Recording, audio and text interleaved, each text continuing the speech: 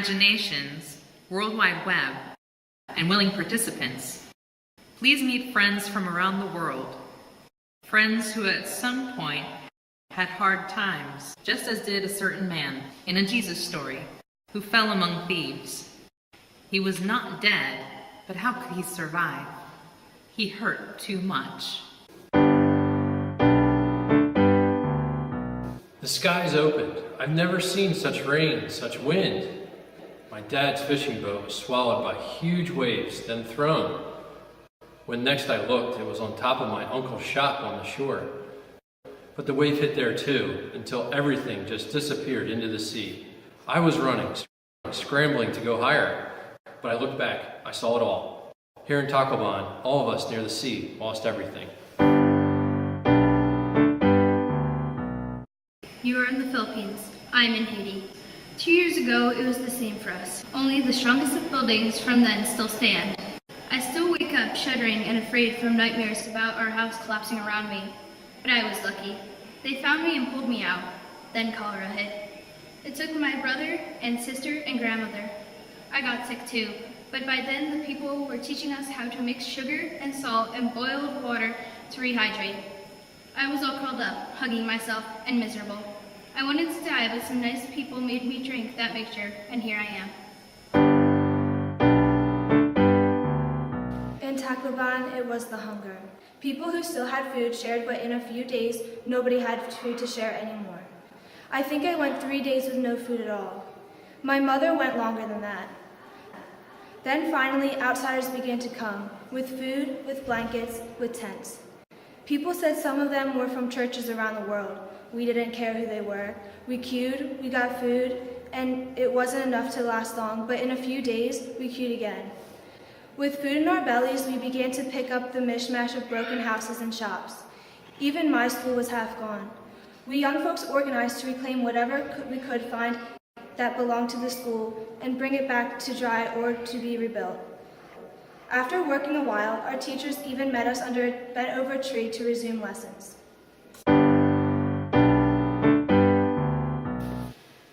I've been listening to you too. You both have been saying, and it is much the same for us in New Orleans when Katrina hit. I lived in the 9th Ward. The storm broke through everything the city had built to protect us. They warned everybody to get out of the city, but we didn't have any way to leave. We didn't have a car. So we climbed the levees and huddled with friends and some neighbors on a high spot. And when the helicopters flew overhead, we thought we saw a camera aimed at us, but we had no way to leave and be safe. And when we looked back at our neighborhood, we saw water everywhere. Anybody who stayed there had to be on the rooftops to survive. A couple of us figured out how to make a big sign on the ground that said, "Help." Actually, help did come, and boats also rescued some people from the tops of their homes. But when the waters went down, you couldn't live in those houses. The mud and the water ruined everything. Yuck, you could have seen or smelled all of that mold and mildew on everything. Walls and couches and carpets, everything. It was awful. And when we watched in amazement as wave after wave of people came from all over the country, church people, Habitat people, college students, all sorts of people helped us clean up. And they helped us make houses livable again, and they built new houses. Always they were very respectful. Those of us, young and able enough, pitched in to help also. Some of the old folks just kept praying and thanking God, and I think that helped too. Now many of our houses are up on stilts, and if the big storm rips through again, we plan to be above the waters and be much safer. Disasters happen. Hurricanes, tsunamis, floods, droughts, wildfires, tornadoes, whatever and wherever it is, you can know that part of the help arriving is from one great hour of sharing. And people in 8 denominations feed this time every year. But not all disasters are forces of nature. Some come from human activity.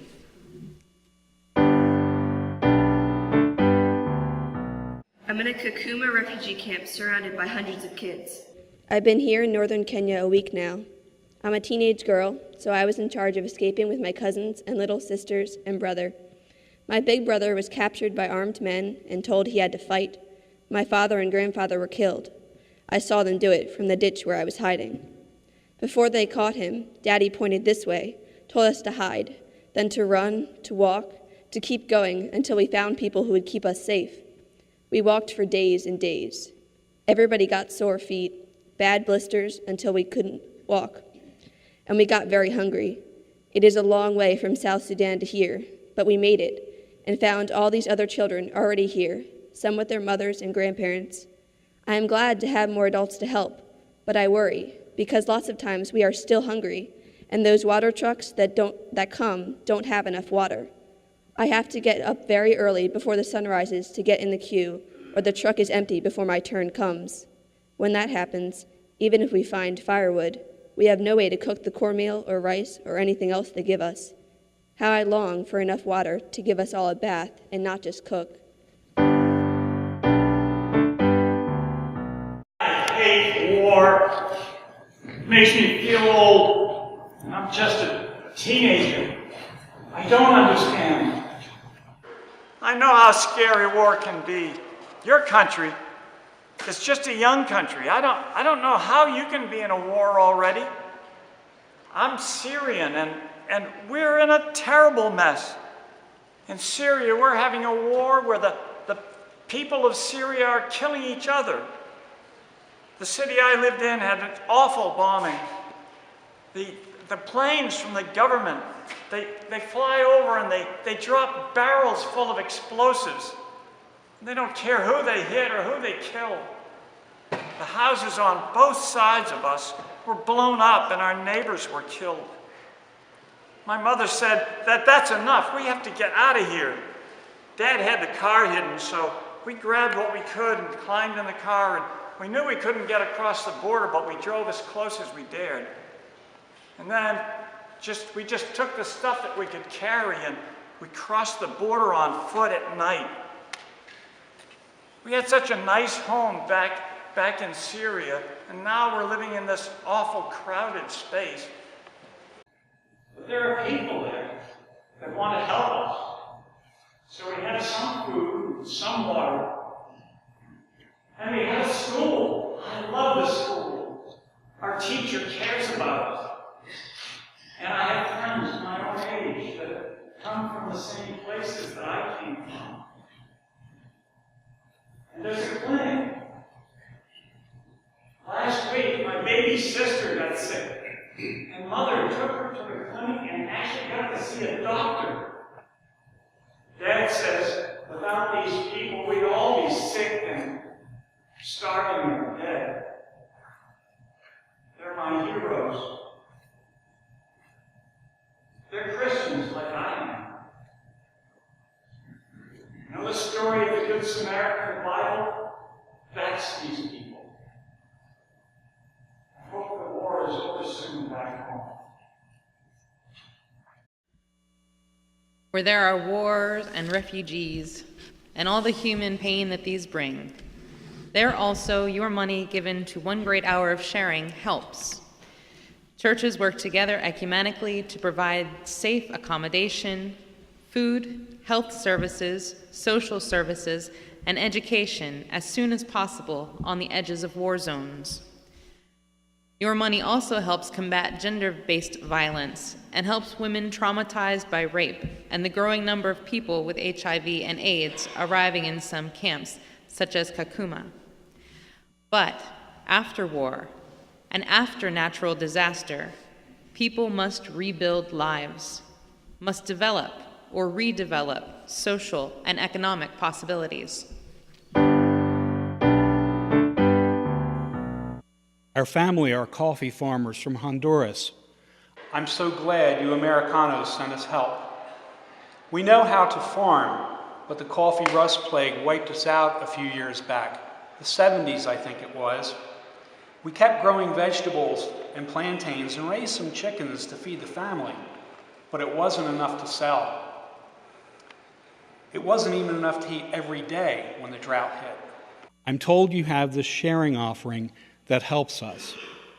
The technicians have gone now, but those new coffee plantings finally are giving a crop we can sell again. How much better I feel now, running my own farm again and knowing we won't starve. If it was you who gave to the sharing offering, gracias, thank you. Dios le bendiga. May God bless you.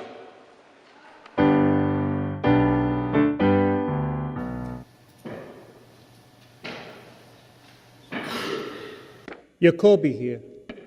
See how I walk now? It is a miracle. These aren't my real legs. A landmine took my own.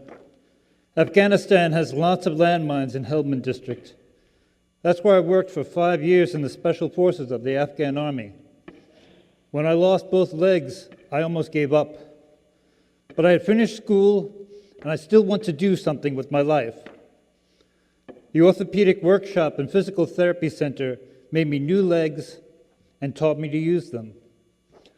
I still use crutches sometimes in the harder terrain, but I'm back in my village, and I know I'll be useful and able to help. I'm told you Christian folks support the place I got my legs. I like that. Thank you.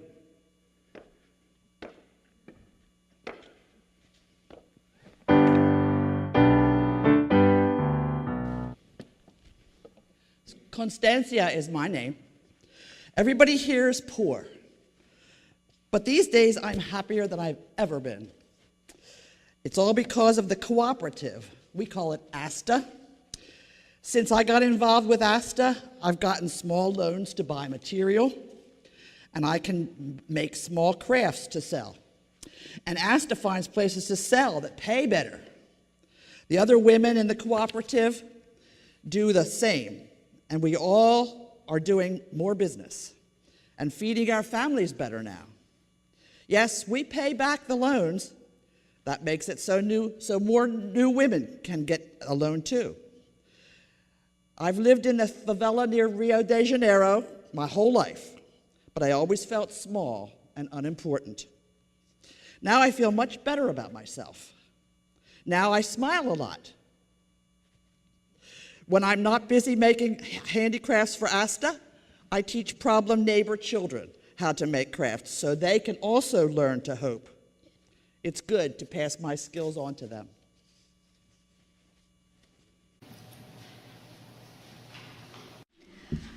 Constancia doesn't know where the money for her small loans came from, but for the last 10 years, the UCC, One Great Hour of Sharing, has partnered with Oiko Credit USA in the giving of small loans ranging from $20 to $2,000. 57% of One Great Hour of Sharing basic grants go to health, education, agriculture, and development efforts. The 30% that helps with both domestic and foreign disasters and with refugees always is supplemented with significant funds given for a special disaster added to the total given aid. All of it is in partnership with local Christians who help define and carry out local priorities and needs. We give help to people when they cannot help themselves, but as soon as possible, we walk with them instead as they rebuild lives and communities and create a better future.